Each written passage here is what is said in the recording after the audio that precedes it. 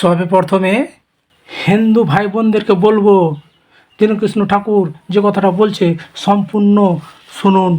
আমরা মুসলমানদের দোষারোপ করছি যে ওরা চাচাতো ভাই বোনে, খালাতো ভাই বোনে, মামাতো ভাই বোনে, চাচাতো ভাই বোনে বিয়ে করে, ভাই বোনকে বিয়ে করে।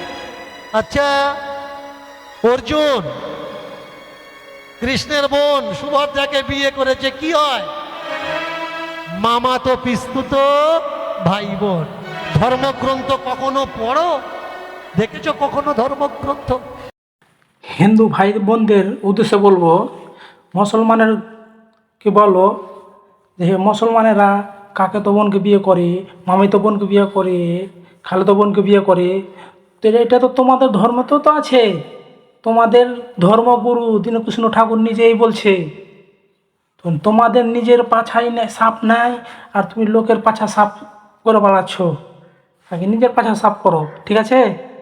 তো আর বেশি কিছু বলবো না। তো ভিডিওটা এত প্রচুর পরিমাণে শেয়ার করবেন যে অন্ধভক্ত হিন্দুরা বলছে তারা যেন ভিডিওটা দেখে দীনকৃষ্ণ ঠাকুরের কাছ থেকে শিখতে পারে।